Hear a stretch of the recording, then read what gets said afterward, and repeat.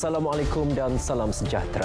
Dibuka 2 hari lebih awal dari jangkaan, perkhidmatan LRT Laluan Kelana Jaya kembali beroperasi sepenuhnya mulai 6 pagi esok. Ya, kabar gembira untuk hampir sejuta pengguna pengangkutan awam itu disertai jaminan Menteri Pengangkutan Datuk Seri Dr. Wee Ka Siong. Ya, dan bagi memastikan kelancaran sistem, pemantauan pakar teknikal Rapid Rail diteruskan.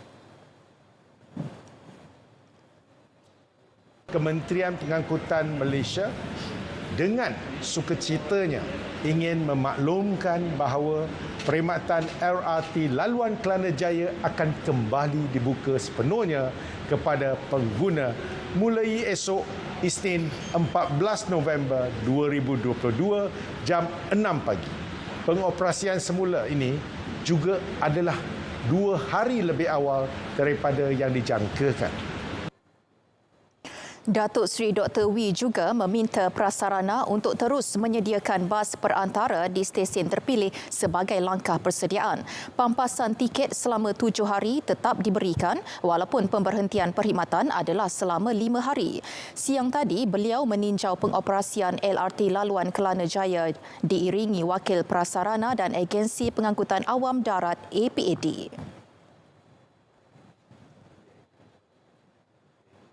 Saudara, pengumuman tersebut pastinya memberi kelegaan kepada pengguna perkhidmatan LRT.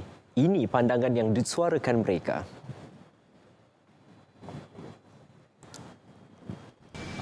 Happy lah sebab dah boleh buka balik and memudahkan urusan nak berjalan dari sekitar area Kuala Lumpur. Sebab mana kan bila dah makin banyak, bila je dah tutup lalu LRT, kereta yang keluar pun makin banyak. Okey, so bila je dah open balik semula ni, saya lega lah. Banyak terima kasih kalau buka. Very thank you. It's all a relief lah sebab it takes time. Benda ni sistem punya technical issue kan. So it's a relief bila dah jadi balik, bila dah okey, sistem boleh operate balik macam biasa. Alhamdulillah, tren sudah, besok sudah boleh kita guna naik. Saya bersyukur amat-amat, alhamdulillah, di dalam saya punya perjalanan Allah sudah memberikan yang terbaik. Tren kita sudah boleh diguna lagi. Terima kasih Malaysia.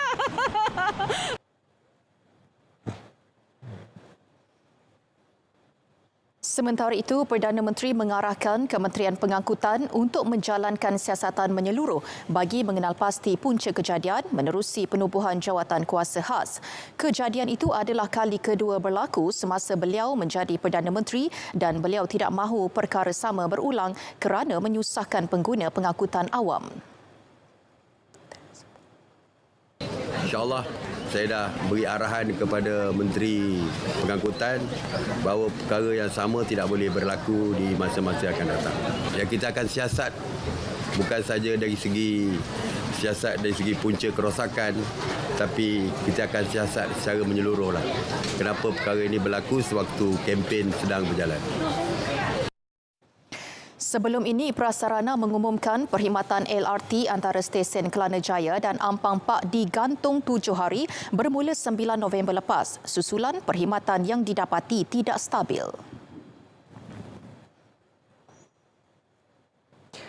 Tumpuan terus diberi kepada sektor keusahawanan yang merupakan antara elemen penting memacu pembangunan ekonomi termasuk dalam kalangan penduduk luar bandar. Walaupun negara telah mencapai kejayaan dalam konteks pembangunan infrastruktur di luar bandar, namun bidang ekonomi masyarakat luar bandar, kata Perdana Menteri, perlu diperkasa. Tidak dapat dinafikan kita telah mencapai kejayaan dalam konteks pembangunan infrastruktur luar bandar yang kini mempunyai bekalan elektrik dan air serta mempunyai rangkaian jalan raya yang sempurna.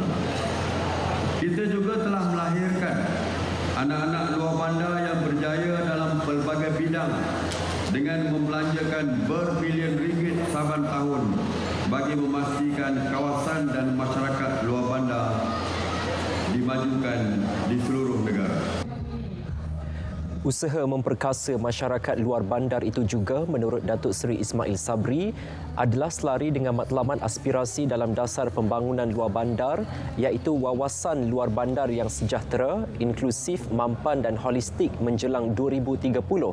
Beliau berucap rasmikan mini karnival usahawan desa di dataran Krayong Bera Pahang. Perdana Menteri mengakui usahawan desa juga mempunyai potensi untuk berkembang menerusi penggunaan teknologi yang membolehkan mereka memasarkan jualan produk secara dalam talian sehingga ke pasaran antarabangsa.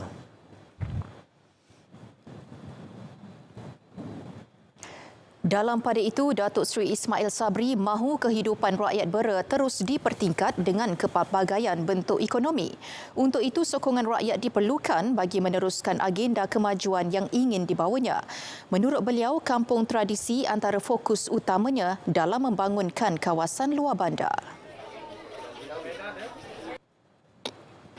Bagi saya peluang 5 tahun, pasti lebih banyak pembangunan yang akan dibawa ke Kuala Triang. Yang pentingnya, parti yang kita pilih itu mesti parti yang boleh membuat jasa kepada kita. Setakat ini, sebanyak RM400,000 telah diperuntukkan kepada setiap cawangan di kampung tradisi di Bera, termasuk untuk pembangunan baharu.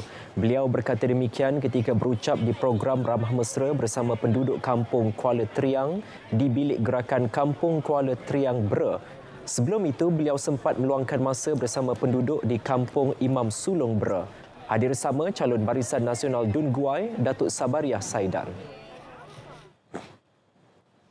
Pamer semangat solidariti dan menjaga nama baik parti sepanjang kempen PRU 15. Itu nasihat Perdana Menteri yang juga naib Presiden UMNO kepada calon UMNO dan Barisan Nasional. Tegasnya, fokus utama parti dan pemimpin ketika ini seharusnya memastikan kemenangan calon Barisan Nasional supaya parti memperoleh jumlah kerusi yang dominan bagi membentuk kerajaan persekutuan. Saya harap perkara lain tu kita ketepikanlah dulu. Yang pentingnya solidariti di dalam UMNO dan juga BN mesti ditonjolkan. Kerana rakyat sedang melihat dan rakyat akan membuat pelbagai spekulasi kalau kita dilihat tidak bersama-sama di dalam menghadapi pilihan raya ini. Jadi apa pun yang kita buat, yang pentingnya adalah jaga nama baik parti dan yang pentingnya tingkatkan keyakinan rakyat kepada parti kita untuk kita menang menjadi parti yang dominan selepas pilihan raya nanti. Itulah cita-cita kita dan sasaran kita. Beliau terdahulu menghadiri Majlis Ramah Mesra bersama penduduk kampung Batu Papan di Bera Pahang. Dakwaan kononnya ada anggota tentera telah mengundi awal dan dibayar untuk berbuat demikian disifatkan keterlaluan. Menteri Kanan Pertahanan Datuk Seri Hishamuddin Tun Hussein menegaskan tuduhan berkepentingan politik sempit itu seolah-olah menidakkan integriti dan maruah ATM.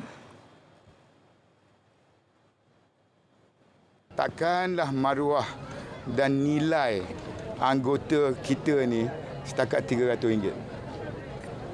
Itu yang dituduh kita. Saya bagi pihak Angkatan Tentera kata Anwar Ibrahim dalam isu ini memang keterlaluan. Dan saya tak akan layanlah dan orang akan tolak pertimbangan sempit terhadap ATM seperti itu.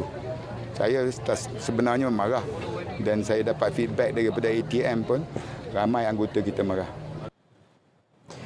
Menurutnya, kempen seharusnya memberi fokus kepada kekuatan pasukan tanpa memainkan sentimen bersifat sementara dan sempit serta berbaur perkauman. Datuk Seri Hishamuddin menyatakan demikian selepas sesi walkabout di Pasar Pagi Kamunting bersama calon BN Dun Kamunting, Aulong dan Pokok Asam.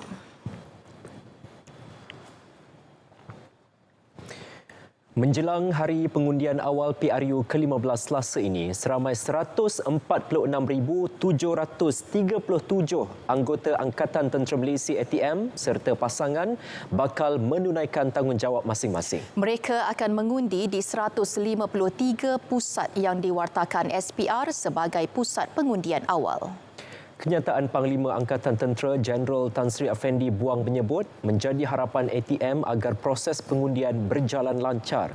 Proses mengundi bagi anggota yang didaftarkan sebagai pengundi pos pula telah bermula 7 November lepas hingga 19 November sebelum pukul 5 petang.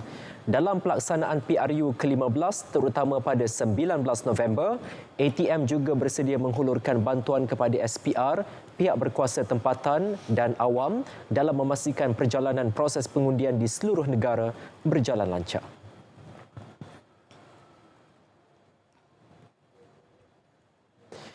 Saudara, sebentar tadi telah masuk waktu solat fardu Isyak bagi Kuala Lumpur dan kawasan yang sewaktu dengannya. Selamat menunaikan solat Isyak. Perkembangan selanjutnya. Berbaki 5 hari saja lagi sebelum hari mengundi, kempen PRU ke-15 diperhebat dengan calon serta jentera parti terus mendekati para pengundi. Antara harapan dapat menawan hati pengundi, khususnya pengundi baharu. Di kawasan Parlimen Titiwangsa, Ibu Kota, isu pembangunan, kebajikan masyarakat dan perniagaan antara permasalahan dikenal pasti calon bertanding.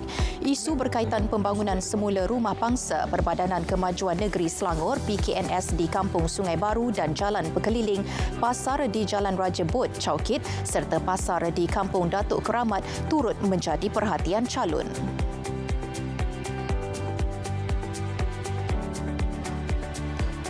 Di Pulau Pinang, menaikkan imej dan memperkasa wanita menjadi fokus kempen calon BN Parlimen Permatang Pau. Datuk Muhammad Zaidi Muhammad Said berkata, ia bagi memastikan usahawan wanita di kawasan tersebut tidak ketinggalan dan terus bergerak maju. Katanya, usahawan wanita perlu diberi perhatian untuk terus berperanan penting dalam memacu ekonomi negara. Kempen calon bebas kawasan Parlimen Balik Pulau Datuk Sabarudin Ahmad dibantu artis popular tanah air Datuk Ahmad Azhar Osman atau lebih dikenali Datuk Awi. Selebriti popular yang juga rakan baik kepada calon bebas itu turun padang memberi sokongan moral pada sesi walkabout di sekitar Balik Pulau. Di Perlis, 6 calon BN sepakat berkempen sebagai satu pasukan di kawasan Dewan Undangan Negeri Dun Indra Kayangan. Mereka ialah calon Parlimen Kanga, Datuk Dr. Fatul Bari Mat Jahia, Menteri Besar Perlis Datuk Seri Azlan Man, Dun Bintong Saiful Daniel Muhammad Yusof, Dun Sena, Lim Wee Ki Dun Indra Kayangan, Kamarudin Malik Dun Kuala Perlis dan Hamizan Hassan calon Dun Kayang. Selain beramah mesra bersama peniaga dan pengunjung pasar Cina, mereka turut mengedarkan risalah setiap calon. Di Kedah, satu kejohanan sepak takraw tertutup dianjur Perikatan Nasional PN Padang Serai bersama Adun Lunas. Calon PN Parlimen Padang Serai, Datuk Azman Nasruddin berkata, penganjuran program bertujuan membudayakan aktiviti sihat selain berpeluang mendekatkan diri bersama pengundi muda.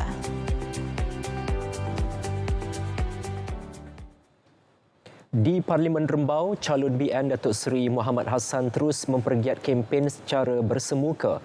Beliau mengadakan lautan ke pusat daerah mengundi PDM Titian Bintangor, PDM Paroi dan program bersama anak muda di Senawang.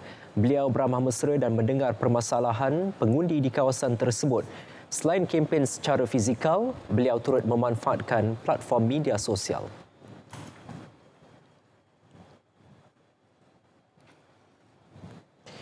Saudara, rayuan secara bertulis atau berjumpa terus pemimpin tempatan boleh dikemukakan pelajar yang permohonan peranti siswanya ditolak kerana tidak memenuhi syarat ditetapkan. Menteri Komunikasi dan Multimedia Tan Sri Anwar Musa memaklumkan setakat ini 40,000 permohonan telah ditolak daripada jumlah keseluruhan yang mencecah lebih 470,000 pelajar. Mereka boleh mendapat sokongan daripada wakil rakyat, parlimen, adun atau pemimpin-pemimpin tempatan yang boleh memberikan testimoni tentang latar belakang mereka. Jadi bagi yang tak berjaya jangan terlalu berduka cita. Kita belum secara muktamad menolak mereka. Ya, saya akan berikhtiar seberapa boleh. Pelajar yang berkeinginan yang telah membuat permohonan, asalkan tidak terlalu jauh daripada garis-garis syarat yang telah dikemukakan, kita akan beri pertimbangan, terutama yang ada sokongan daripada ataupun testimoni. Beliau berkata pihak sekolah seperti pengetua boleh membuat rayuan secara bertulis kepada pihaknya sekiranya ada pelajar yang tidak berjaya menerima peranti siswa.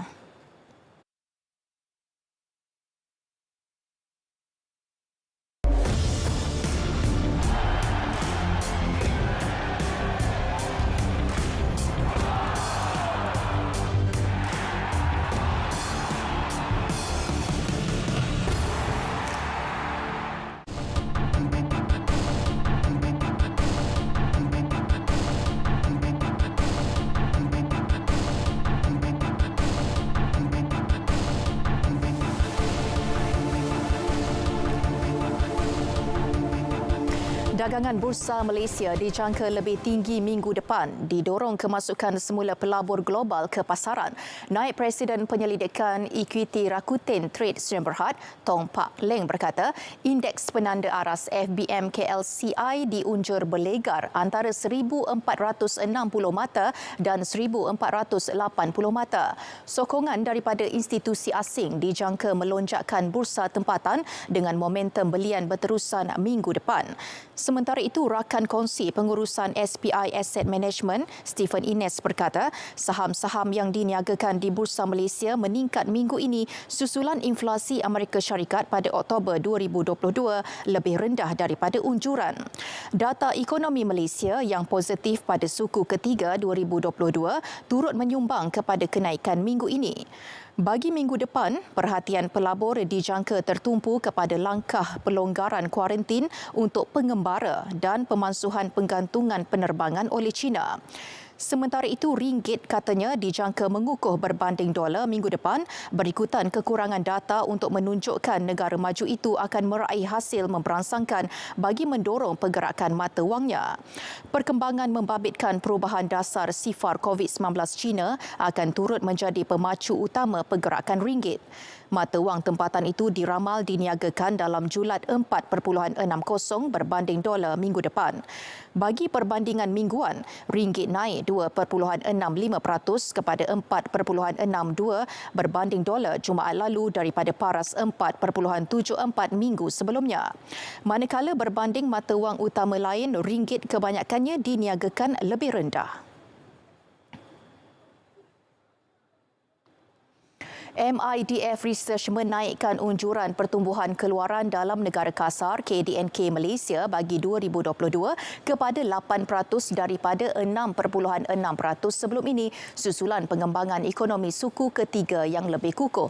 Peningkatan secara berterusan dalam pendapatan dan keadaan pasaran buruh yang positif akan terus menyokong aktiviti penggunaan pada suku akhir 2022 dan 2023.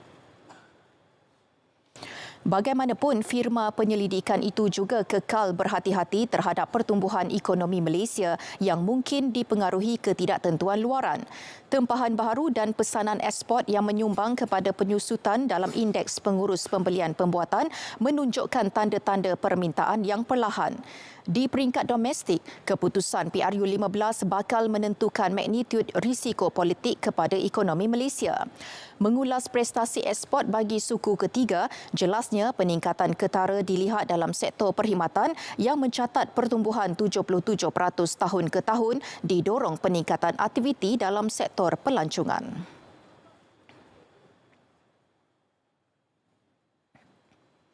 PRU15 dijangka antara penyumbang kerancakan aktiviti ekonomi. Penganalisis ekonomi UniKL Business School, Profesor Madya Dr. Aimi Zulhazmi Abdul Rashid berpendapat ia secara tidak langsung memberi suntikan tunai kepada ekonomi domestik. Dan ini turut membantu ekonomi pada suku keempat untuk bergerak cergas, ya, berbanding dengan jangkaan awal bahawa ia akan sedikit perlahan. Jadi tempoh berkempen sebanyak 2 minggu ini ya turut memberikan impak yang positif kepada ekonomi domestik berdasarkan pertambahan perbelanjaan, di antaranya perbelanjaan penginapan, perbelanjaan pulang ke kampung, perbelanjaan kenderaan dan makanan juga bertambah ya sewaktu tempoh berlakunya kempen PRU 15 ini. Walau bagaimanapun, permintaan swasta pada suku keempat tahun ini dijangka sedikit menguncup berikutan kenaikan kadar dasar semalaman OPR yang secara tidak langsung menaikkan kos dana yang merencatkan hasrat kebanyakan syarikat mengembangkan perniagaan masing-masing.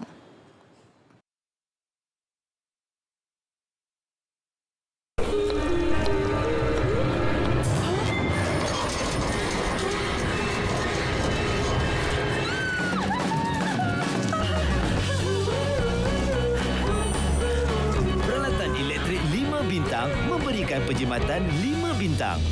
Satu lagi idea bernas untuk anda. Bertemu kembali. Pengurusan sistematik dan tersusun membolehkan penyaluran bantuan serta operasi menyelamat penduduk terjejas banjir menjadi semakin baik. Ia dapat dilaksana melalui pembabitan dan komitmen semua pihak selain mengambil iktibar pengalaman berhadapan situasi banjir terdahulu. Tinjauan kru RTM di Pusat Pemindahan Sementara PPS Sekolah Kebangsaan Binjai di Klang Selangor mendapati situasi dalam keadaan terkawal dan lokasi terlibat banjir semakin surut dan pulih. Kita dah bagi kerja. Kita buat mesyuarat, tugas menyelamat adalah bomba. Apa-apa dapat maklumat, bagi kat bomba akan terus pergi. Lepas tu kalau tak ada aduan, bomba akan keliling tempat-tempat yang spot-spot kan. Dia akan keliling. Jadi memudahkan pemindahan. Yang keduanya daripada FPM. FPM yang akan menguruskan bahagian dalam. Bahagian dalam ni masang kemah, masang apa semuanya, FPM semua buat. Lepas tu di samping tu juga kesihatan pun ada kat sini standby. Memang musim-musim banjir ni kita akan bergerak ya daripada satu kawasan ke satu kawasan meninjau mana PPS ya di mana ya mereka yang menjadi mangsa banjir ini memerlukan ya apa barang-barang keperluan yang diperlukan. Nampaknya buat masa ini keperluannya ialah untuk sedikit barang dapur ya. Dari segi makanan alhamdulillah cukup untuk family dengan orang-orang yang kat sini juga. Lebih elok yang tahun ni lah daripada tahun lepas. Dulu pun ada sekali juga. Ini nombor 2 kali. Kita makan ke apa, minum ke, semua okey. Tak ada masalah. Tapi rumah juga tak boleh buat apa-apa. Khamis lalu, beberapa jalan serta perumahan di sekitar Pekan Meru dinaiki air dengan 4 PPS dibuka. Setakat 3 petang, seramai 226 mangsa daripada 46 keluarga ditempatkan di SK Sungai Binjai dan 36 mangsa daripada 9 keluarga ditempatkan di PPS Dewan Masjid Kampung Johan Setia. Ya, di Ibu Negara pula sejak 6 bulan lepas, Dewan Bandaraya Kuala Lumpur DBKL telah membuat langkah persediaan menghadapi banjir. Keperluan itu melibatkan kawasan Kampung Periuk dan lokaliti berhampiran berikutan cuaca yang tidak menentu ketika ini. Tinjauan sehingga 3 petang tadi mendapati tiada kawasan yang terjejas di Kampung Periuk walaupun hujan agak lebat. DBKL telah menempatkan pam di kawasan yang sering dinaiki air beserta sistem amaran banjir di Kampung Periuk, Kampung Baru. Bid hotspot banjir ni kita dah bermula daripada bulan 6 tahun lalu. Sekiranya berlaku banjir, kita akan tindakan awal kita akan onkan pam untuk sedut air lah daripada longkang masuk ke dalam saluran yang sepatutnya lah. Sekiranya berlaku juga banjir, kita akan tidak dapat dikawal, kita akan laporkan kepada Jabatan Kecemasan, Skuad Penyelamat DBKL, anggota bomba dan anggota pertahanan awam. Penduduk Kampung Periuk mengakui telah membuat persiapan perlu sekiranya kawasan ini dilanda banjir kilat.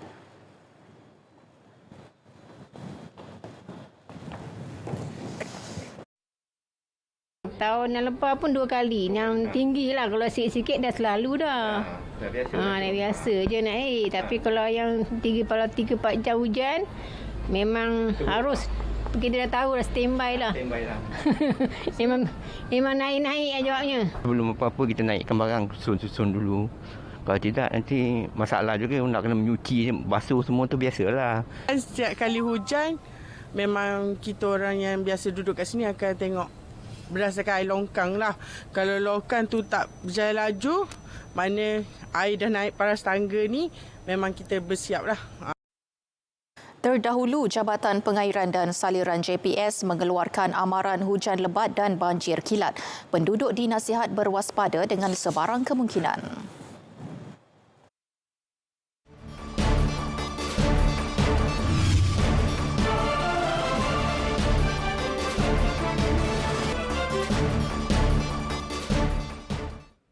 Assalamualaikum dan salam sejahtera.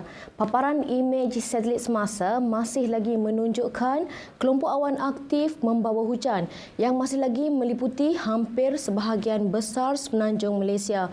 Walau bagaimanapun, keadaan hujan yang berlaku di sekitar negeri Selangor, wilayah Persekutuan Kuala Lumpur, Negeri Sembilan, Melaka, Johor dan juga Pahang ini dijangka akan beransur reda menjelang ke lewat malam nanti. Untuk negeri-negeri di utara semenanjung dan pedalaman negeri Kelantan pula, Jabatan Meteorologi Malaysia masih lagi menjangkakan keadaan cuaca lembap di kawasan tersebut masih lagi boleh berterusan sekurang-kurangnya sehingga ke lewat malam nanti. Untuk negeri Sabah dan juga Sarawak pula, diperhatikan keadaan cuaca lembap hanyalah tertumpu melibatkan bahagian pantai barat negeri Sabah, tengah dan juga barat Sarawak. Dan keadaan cuaca lembap melibatkan bahagian pantai barat Sabah dan tengah Sarawak ini dijangka akan beransur reda dalam tempoh sedikit masa sahaja lagi. Sementara itu, untuk bahagian barat Sarawak pula, keadaan cuaca lembap ini dijangkakan masih lagi boleh berterusan sehingga ke lewat malam nanti. Perlu juga diingatkan, dalam tempoh 2 ke 3 hari ini, Jabatan Meteorologi Malaysia juga masih lagi menjangkakan keadaan hujan lebat beserta terbit petir dan juga angin kencang masih lagi berpotensi untuk berlaku, terutamanya pada waktu petang sehingga ke malam bagi bahagian utara dan juga pedalaman pantai barat semenanjung, Sarawak serta barat Sabah. Baik, untuk anda yang ingin mengetahui tentang keadaan cuaca pada hari esok pula, Jabatan Meteorologi Malaysia masih lagi menjangkakan keadaan hujan lebat beserta terbit petir masih lagi berpotensi untuk berlaku, terutamanya di sekitar kawasan pesisir pantai negeri Kedah, Pulau Pinang dan juga Perak, serta di sekitar kawasan perairan negeri Kelantan dan juga Terengganu yang masih lagi boleh memberikan kesan keadaan cuaca mendung dan juga hujan, terutamanya melibatkan daerah-daerah di kawasan pesisir pantai negeri Terbabit. Untuk negeri Sabah dan juga Sarawak pula, keadaan cuaca lembap hanyalah dijangka berpotensi untuk berlaku di sekitar bahagian barat Sarawak menjelang awal pagi esok. Baik, ini sahaja ramalan cuaca yang dapat saya kongsikan pada malam ini. Untuk mendapatkan maklumat cuaca yang lebih terperinci, anda boleh layari laman sesawang kami di www.met.gov.my atau menerusi laman sosial media kami seperti yang telah tertera di sini. Sekian dahulu dari Jabatan Meteorologi Malaysia, saya Atikah Marziah. Assalamualaikum dan salam sejahtera.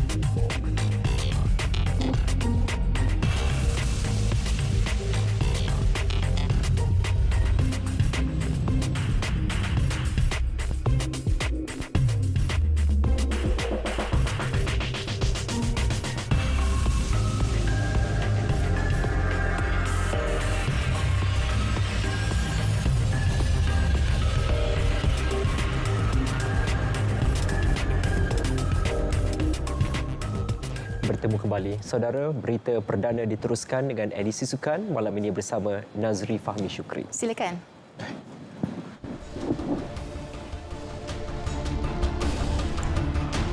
Saingan Piala Malaysia kini semakin menarik. Hakim Danish lakar sejarah di Indonesia.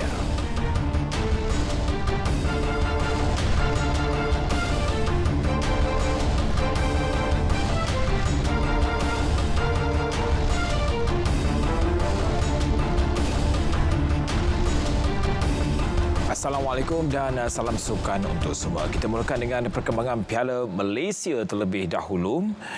Terengganu FC, TFC melangkah ke peringkat separuh akhir selepas membenam juara bertahan Kuala Lumpur KL City dengan agregat 4-1. Pada aksi suku akhir kedua malam tadi, TFC menang dengan keputusan 3-1. Dalam perlawanan yang berlangsung di Stadium Sultan Mizan Zainal Abidin, Kuala Nerus, TFC mempamerkan permainan menarik menerusi serangan ke kubu KL City FC pada minit ke-22. Gol pertama hadir menerusi Manuel Ott.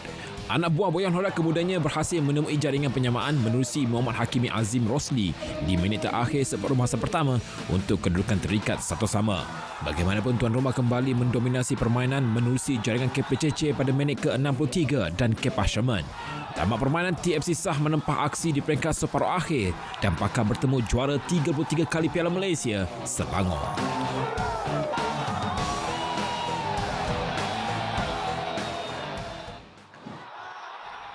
Sementara itu, pengendali skuad penyu Muhammad Nafuzi Zain, barisan pemainnya dilihat sedikit tertekan pada awal permainan sebelum mampu bangkit. Tetapi player dapat menyerap tekanan dengan baik, mengekalkan disiplin dengan baik dan selepas kita menjadikan gol memberikan lagi keyakinan kepada pemain lagi dan lagi mengurangkan tekanan, lagi mudah untuk kita bermainlah. Dia juga tidak lupa meluahkan penghargaan kepada para penyokong skuad penyu yang sentiasa memberi sokongan sehingga mereka berjaya melangkah ke separuh akhir buat kali kedua berturut-turut. Tambah Nafuzi, apapun keputusan selepas ini, pencapaian mereka ke separuh akhir adalah sesuatu yang sudah boleh dibanggakan.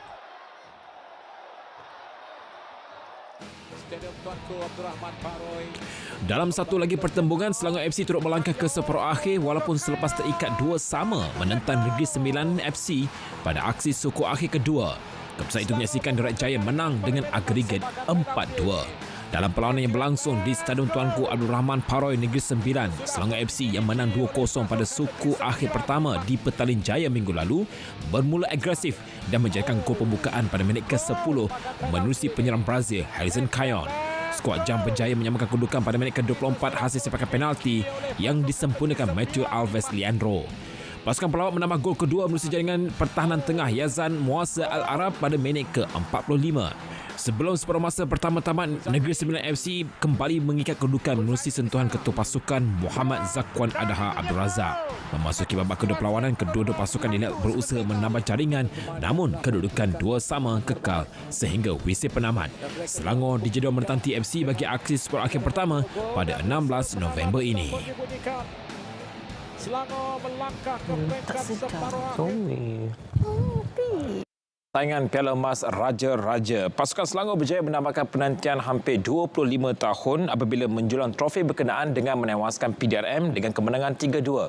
Ia sekaligus berjaya mengulangi kejayaan Selangor pada edisi tahun 1997.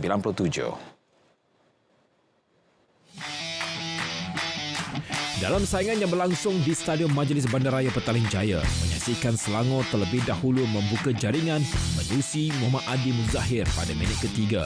PDRM mula tampil garang memburu gol penyamaan yang berjaya diperolehi menerusi Muhammad Fakulullah pada minit ke-23 sebelum Muhammad Iskandar Ismail menjadikan kedudukan 2-1 buat PDRM. Pada minit ke-73, Selangor berjaya menyamakan kedudukan menerusi Muhammad Amirul Haziq. Kesaingan menghampiri penghujung perlawanan, Nazrin Muhammad Nasir muncul wira buat Selangor apabila meledak gol kemenangan.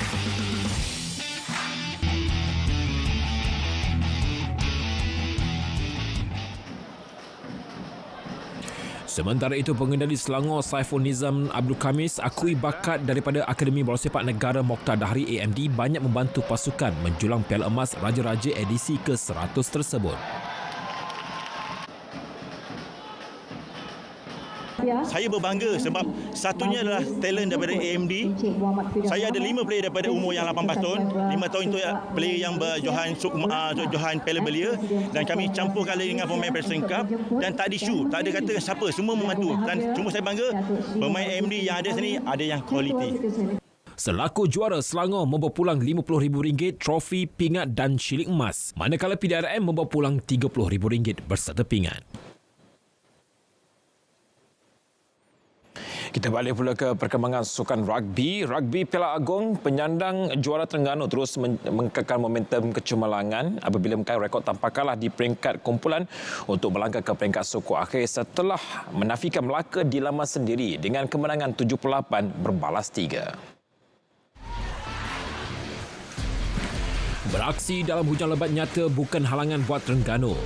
Mereka berjaya mengunjukkan tuan rumah seawal minit pertama permainan setelah pemain prop Nas Afi Muhammad Saleh bijak menebuk ruang pertahanan Melaka untuk jatuhan try pertama. Tambahan 2 mata melalui tendangan conversion mudah disempurnakan oleh Nur Azmi Saruman meletakkan Terengganu 7-0 di depan, diikuti 7 lagi mata diperoleh selang seminit kemudian. Terengganu meneruskan momentum untuk melakukan beberapa lagi try bagi menamakan aksi separuh-masa pertama dengan keputusan 3-3 tanpa balas. Melaka berjaya mencuri 3 mata pada babak kedua perlawanan menerusi pemain fullback Muhammad Afif Abdul Rahman. Melihat penguasaan penuh pasukan, Ketua Jurulatih Terengganu Nik Syahidan Muhammad Zain melakukan pertukaran taktikal bagi mengelakkan kecederaan. Perubahan itu tetap tidak menjejaskan tempo permainan Terengganu yang terus mengutip mata demi mata dan menamatkan perlawanan dengan keputusan 78 berbalas 3. Walaupun pada 5 minit pertama atau 10 minit pertama, pemain saya lebih berhati-hati lah memandangkan keadaan cuaca. Jadi kita juga merisaukan takut jadi apa-apa berlaku lah kepada kita punya player.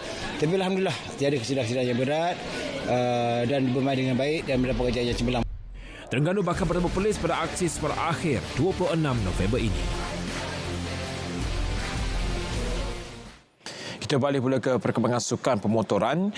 Hakim Danish muncul pelumba pertama negara menjelang trofi Piala Bakar Asia ataupun ASEAN Talent Cup pada perlombaan penutup di Lita Antarabangsa Mandalika di Indonesia.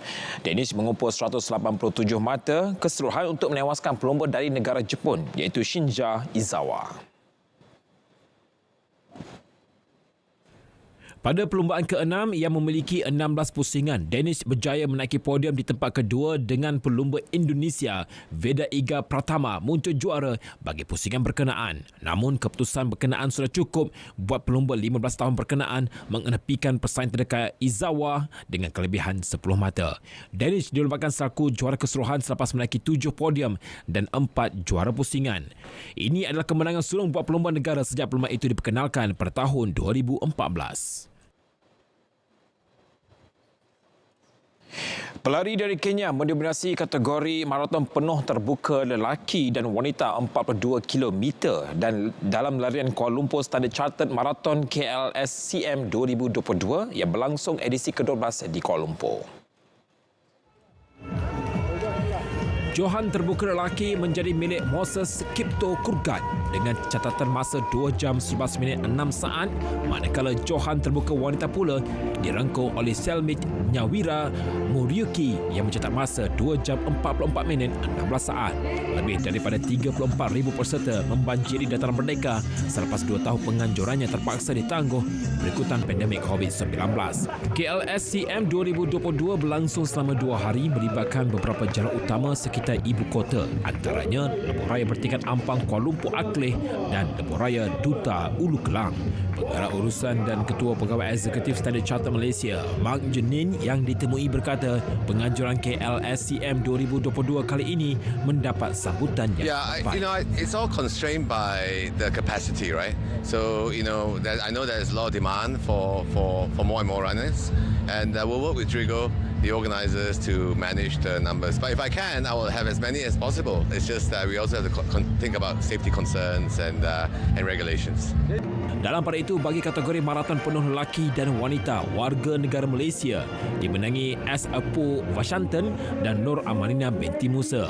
Majlis penyampaian hadiah disempurnakan oleh Menteri Wilayah Persekutuan Datuk Seri Syahjan Kasim diiringi Datuk Bandar Kuala Lumpur Datuk Seri Mahadi Cik Ngah.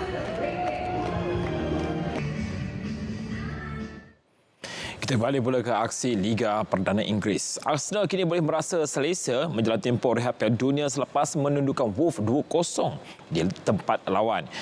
Keputusan itu membolehkan The Gunners memiliki kelebihan 5 mata mengatasi pencabar terdekat Manchester City. Kemenangan skuad kendaraan Mikel Arteta itu diraih hanya beberapa jam selepas Manchester City dikejutkan dengan kekalahan 1-2 kepada Brentford di laman sendiri. Kedua-dua gol asli dijadikan oleh kaptennya Martin Odegaard pada babak kedua perlawanan.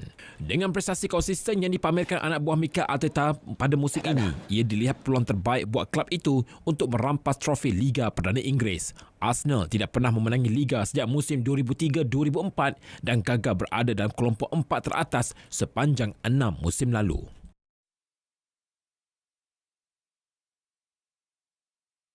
Dalam pada itu, Chelsea terus dirundung malang selepas mengalami kekalahan Liga ketiga berturut-turut. Kali ini, giliran Newcastle menjinakkan anak buah Graham Potter dengan kemenangan 1-0. Situasi tersebut semakin menimbulkan kemarahan penyokong yang mahukan Potter dipecat. Sebahagian besarnya masih mahukan sentuhan pengendali terdahulu Thomas Tuchel yang berjaya membawa Chelsea menjulang Liga Juara-Juara. Gol tunggal perlawanan dijadikan Joe Willock pada minit ke-67. Kekalahan itu menyaksikan The Blues terperosok ke tangga ke-8 Liga dengan 21 mata, ketinggalan 8 mata di belakang Tottenham di kedudukan keempat. Kita balik pula ke saingan Bundesliga. Bayern Munich tidak berdepan masalah untuk menewakan Schalke dengan keputusan 2-0 pada aksi awal pagi tadi. Kemenangan itu membolehkan Bayern berada di landasan terbaik untuk mempertahankan gelaran Liga. Mempunyai kelebihan 6 mata daripada pasukan tangga kedua RB Leipzig. Kita balik pula ke perkembangan sukan Formula 1. Pelumba Mercedes George Russell mengungguli saingan acara pecut pada Grand Prix Brazil. Ia juga adalah gelaran pertama beliau dalam kerjaya sebagai pelumba F1.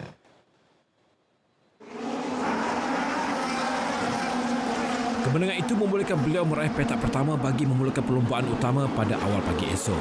Dalam saingan acara pecut tersebut, Russell mencetak masa 30 minit 11.307 saat menewaskan pelumba Ferrari Carlos Sainz di tempat kedua. Bagaimanapun, Sainz tidak dapat bermula di petak kedua kerana penalti yang diterima sekaligus menyaksikannya diturunkan ke petak ketujuh perlombaan. Petak permulaan kedua diisi oleh juara dunia 7 kali Lewis Hamilton dari Mercedes, manakala Max Verstappen daripada pasukan Red Bull bakal bermula di petak ketiga.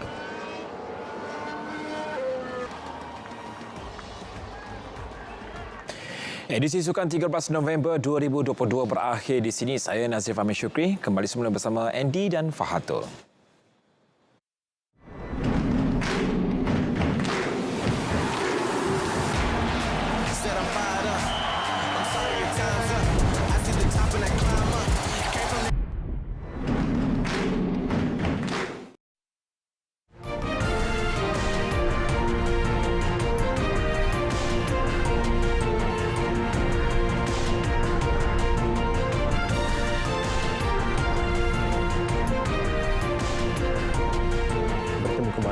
Saudara, Parti Demokrat pimpinan Presiden Joe Biden kekal penguasaan majoriti di Dewan Senat. Dua pesawat perang dunia kedua bertembung dan terhempas masa pertunjukan udara di Dallas. Kita saksikan rangkuman luar negara. Keputusan pilihan raya separuh penggal Amerika Syarikat menyaksikan Parti Demokrat pimpinan Presiden Joe Biden berjaya mengekalkan penguasaan majoriti Dewan Senat.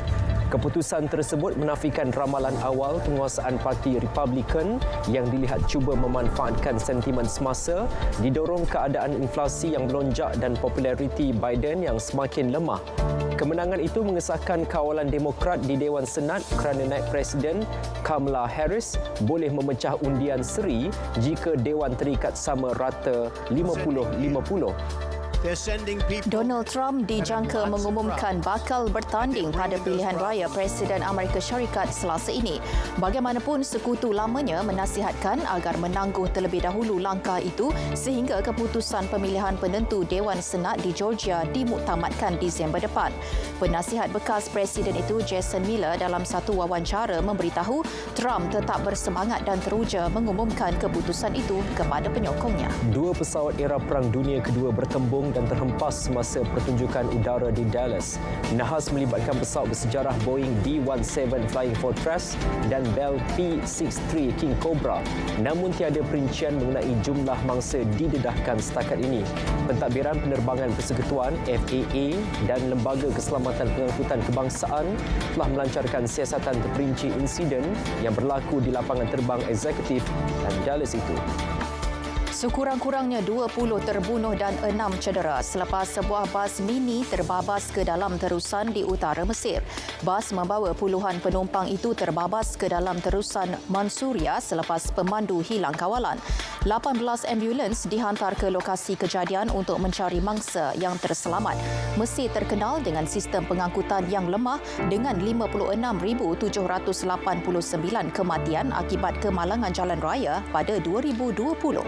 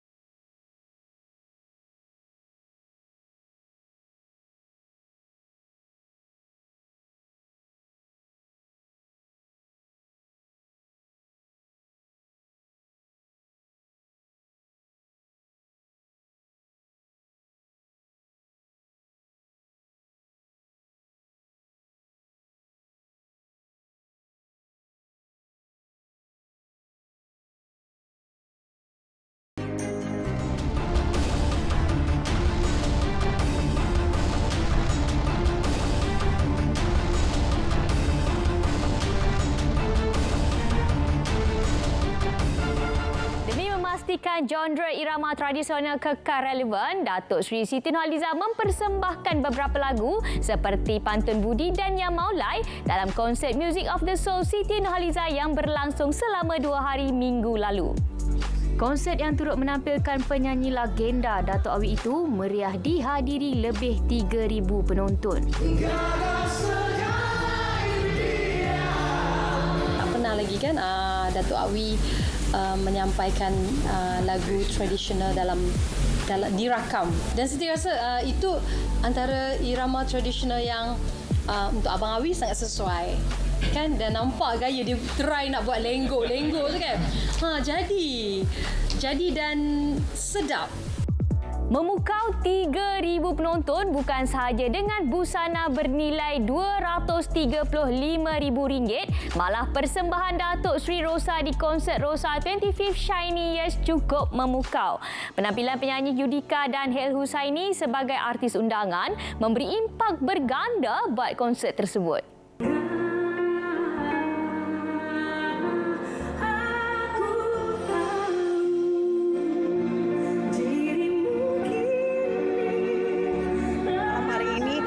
Nampak bergembira, itu yang paling utama buat saya, karena saya merasa sebagai penyanyi memang harus menghiburkan, dan yang saya bahagia juga adalah kedatangan banyak sahabat-sahabat yang datang khusus untuk saya malam hari ini.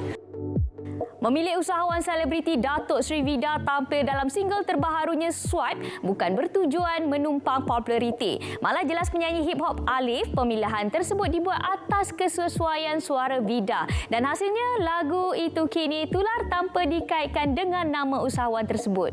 Kalau saya memang nak dia untuk buat viral, saya akan buat kempen untuk kontroversi ataupun, so dia buat benda, I think Datuk Seri Vida sangat sporting, dia mesti jujur, she will be available to do it, but I think a different approach. Penulisan liriknya cukup telus, tidak terkecuali dengan single terbarunya Pantang. Penyanyi Bil Musa tampil berkolaborasi bersama Noki Keklik. Single Pantang menyuarakan perjuangan kaum hawa yang sering ditindas menjadi satu nafas baru buat Bil yang ingin keluar dari zon selesa. So this music video just shows our strength, and of course lah sebenarnya Noki yang lagi kuat kan, tapi macam dari segi fizikal, but dalam music video ni I yang selamatkan Noki. So it's just, for me, this song is about women empowerment. That's the inspiration behind this song. Selepas 4 bulan dilancarkan, lagu Casablanca nyanyian Nuha Barin dan Naufa Azrin terus tular dan berjaya menduduki tangga pertama carta radio tempatan, platform penstreaman digital di dalam negara maupun di negara jiran. Alhamdulillah lah, for me ini adalah salah satu opportunity dan juga achievement yang Nuha bangga lah. Alhamdulillah, rezeki. Lebih kurang untuk duit dengan Nuha. Sekali lagi macam tak ada masalah pun. Memang tak ada masalah. Tapi memang ada plan untuk keluarkan single masing-masing juga. Macam single untuk Nuha sendiri, single untuk saya sendiri. Peningkatan jumlah kes penceraian rumah tangga mendorong penyanyi La Ahmad terus menghasilkan single mengenai cinta. Saya pun makin lama makin tengok berita dengan kes cerai ni kan, makin memang tak dinafikan. Memang banyak, lagi-lagi time PKP tu lagi ada yang rimas nak tengok muka suami, tak tahan tengok muka bini. Macam yang ni lah mungkin satu step saya rasa nak suntik balik. Dalam pada itu, Lah akan menemui peminat di 25 Years Lah Ahmad Live in Concert pada 28 Januari depan di Stage 1 Theatre Petaling Jaya Performance Art Centre. Sebelum ini lebih sinonim dengan lagu yang berentak rancak. Akhirnya selebriti Kelly Azman beralih ke rentak balada dengan single terbarunya berjudul Dustakan Cinta. Cinta ni bukan kita nak dustakan cinta orang ke apa, tapi benda ni sering terjadi pada kita semua manusia di muka bumi ni. Tak kisahlah pasangan suami isteri ke, pasangan bercinta ke, ataupun adik-beradik ke, dusta tu selalu ada. So dalam lagu ni saya tekankan, kalau boleh kita janganlah berdusta sesama sendiri. Turut mengadakan konsert di ZEP Kuala Lumpur minggu lalu, kumpulan Gigi Ternyata, Arman Dewa Bujana, Thomas Ramdan dan Gusti Henry pulang bergaya kerana mampu mengubati kerinduan selama 14 tahun para peminatnya di sini.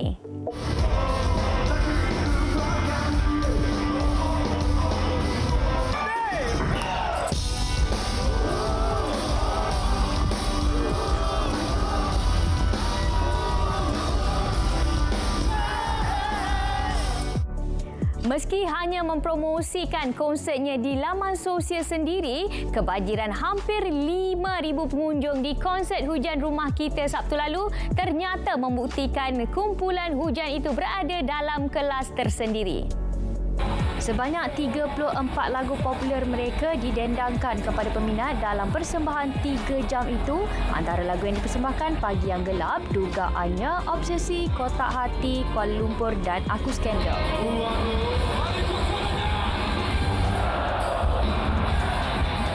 Kemeriahan konsert hujan mengakhiri Bidiva. Informasi hiburan kami sajikan bukan keterlaluan. Saya Caca Yatim. Assalamualaikum. Bye.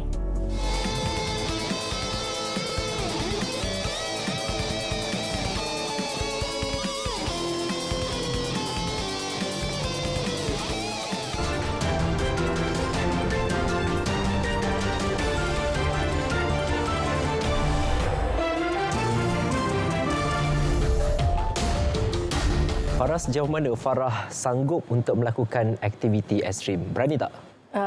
Bergantung kepada aktiviti itu sendirilah. Okey, samalah macam saya juga pun. Apapun, kalau anda juga mahu melakukan aktiviti ekstrim, jangan sekali lakukannya tanpa sebarang pengawasan. Betul tu Andy. Seperti kejadian yang berlaku kepada seorang individu yang di Perancis ini, kita saksikan dalam hashtag.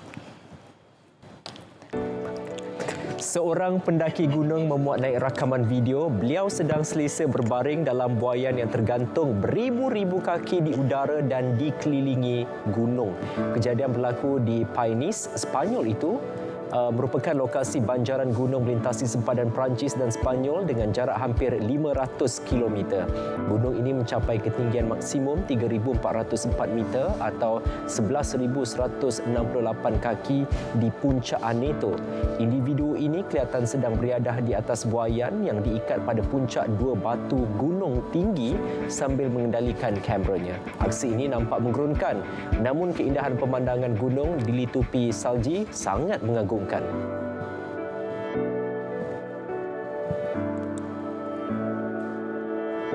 Gelagat seorang pelanggan menikmati makanan di atas mesin jahit yang dijadikan meja tular di media sosial. Rakaman menunjukkan individu ini sedang leka makan dan menggunakan telefon, tidak menyedari kelakuannya dirakam pemilik kedai. Warganet menganggap penggunaan mesin jahit sebagai meja makan mengembalikan nostalgia tahun 90-an. Penggunaan mesin jahit klasik itu sebagai meja makan juga dianggap kreatif. Felix Semper, seorang artis, menunjukkan kehebatannya menghasilkan ukiran arca kertas. Semua koleksi arca yang ditampilkan nyata kelihatan hidup sehinggakan sukar untuk percaya ia hanya dihasil menggunakan ribuan helaian kertas. Semper memerlukan sekurang-kurangnya seminggu untuk menyiapkan arca yang diidamkan. Jelasnya, setiap arca kertas yang dicipta adalah unik. Selain memerlukan ketelitian, ia juga perlu fokus yang tinggi.